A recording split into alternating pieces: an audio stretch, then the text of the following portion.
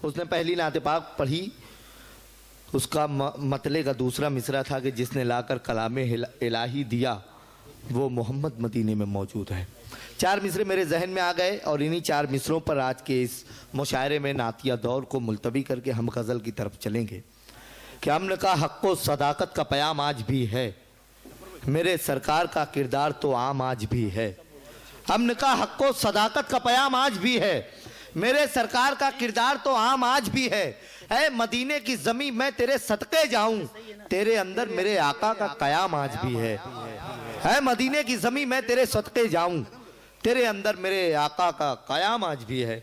आइए नाते पाक के दौर को यहीं पर मुलतवी करते हुए हम गज़ल के दौर में चलें। बाकायदा आज के इस मुशायरे का आगाज़ गज़ल के दौर का आगाज़ कर दिया जाए।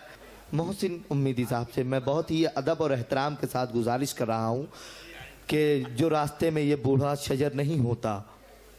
मोहतरम मोहसिन उम्मीदी साहब जिनकी बड़ी खिदमत शहर भिवंडी से उर्दू अदब के लिए रही है, उर्दू तहजीब उर्दू शायरी के लिए रही है, वो डाइस पर तशरीफ़ ला रहे हैं। मैं चाहूँगा ज़ोरदार तालियों से उनका इस्तकबाल होना चाहिए कि जो रास्ते में ये बूढ़ा शजर नहीं होता, शदीद धूप में हमसे सफ़र नहीं होता। हम जैसे बच्चों को अगर बोलने का सलीका और तरीक़ा मिला है तो इन्हीं असातिज़ा से मिला है। यहाँ शोराए किराम में मोहतरम इकबाल अशहर साहब, मोहतरम नईम अख्तर खादमी साहब, सुफियान काजी साहब, मुजाबिर मालेगामी साहब, सुकून जौनपुरी साहब और दीगर जितने भी शोराए किराम यहाँ तशरीफ़ फरमा है। दोस्तों, गज़ल के दौर का बाकायदा आगाज़ हो चुका है। मुझे डॉक्टर नईम अख्तर के 4 मिसरे याद आते हैं कि पहाड़ खोद के आबाद होना पड़ता है। अब आप पूरी तरह से गज़ल के लिए, गज़ल की दीवानगी के असीर बनकर, गज़ल की जुल्फ़ के असीर बनकर मुशायरे को सुनिए ताकि मुशायरा यहीं से अपनी बुलंदियों की तरफ रवां दवां हो जाए कि पहाड़ खोद के आबाद होना पड़ता है, गरीब शख्स को फरहाद होना पड़ता है।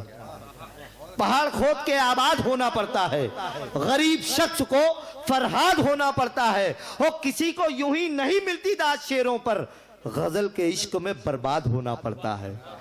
किसी को यूं ही नहीं मिलती दाद शेरों पर, गजल के इश्क में बर्बाद होना पड़ता है। दोस्तों, गजल के इश्क में अपनी पूरी जिंदगी बर्बाद करने वाले असातिज़ा शोराए किराम आज के इस डाइस पर सितारे की तरह चमक रहे हैं। यके बाद दीगरे वो आते रहेंगे।